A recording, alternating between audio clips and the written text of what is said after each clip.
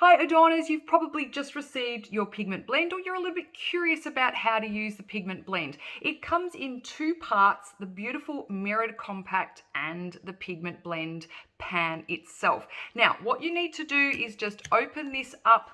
And this is exactly what you would do when you order a refill. You just open it up. It's got a magnet inside. This pan attaches to this. Now, if you're wanting to use the mirror, you need to remove this plastic, okay? So you might need to grab a nail, or even if your nails are not particularly sharp, just grab something like tweezers or something that can just get into the corner and you peel this off. Now, once you've peeled off your compact mirror, okay, so just like this. Oh, there's another briny in the background there. All you need to do now is open up your pan and just gently flip it into your hand like this. There we go. And that is exactly how the refills will come to you, and then just pop it in. There we go. We have a magnetized pigment blend. Okay, it's so beautiful, it's so luxe, versatile. Of course, you can take this away with you, pop it in your handbag to do a little bit of touch up if you'd like. But my favorite thing about this is what it hides. Not only does it help me disguise the pigment damage that I've got on my forehead area, a little bit on my cheeks, but it also gives warmth and depth to the face. So if you just want to warm your appearance, maybe your face and your neck's a little bit too light for the rest of your body and you've got a little bit of sun and you're trying to give a bit of a lift, maybe you would like to contour your face, or maybe you would just like to use it as a bronzer, or as I like to use it, to help cover the pigment. This product does so many different things. You can use it as eyeshadow as well. It's so versatile. So all you need to do is grab one of your blush bronzer brushes. Okay, again, if the bristles are short and dense like this, you'll get more coverage. So I do recommend this brush if you're wanting coverage. So if you're liking that contour method that I show for the number 3, that's around the hairline, under the cheekbone and along the jawline, then this brush will be the best for that. If you want a lighter coverage, then you might like to use one of the brushes out of the 15-piece brush kit. But again, because these bristles are longer, okay, and they have more movement, you'll get less coverage. So just remember, less movement from your bristles, like this one.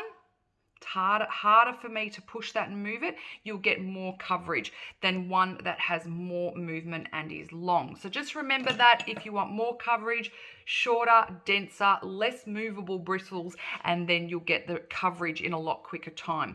So here we go. I'm going to pop this on and you'll just see, look, watch in particular this pigment here just effortlessly disappear, which is what we want. And then the extra benefit is for me that it also adds warmth to my skin.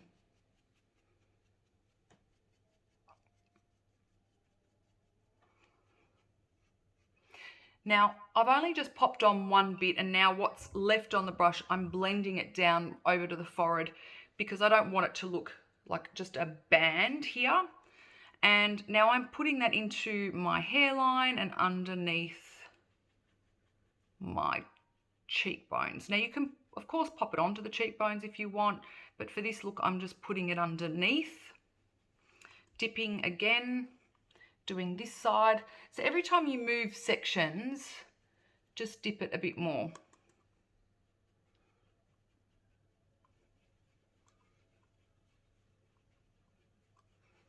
And of course, like all of our minerals, you can definitely layer this up, do one application and then do another one.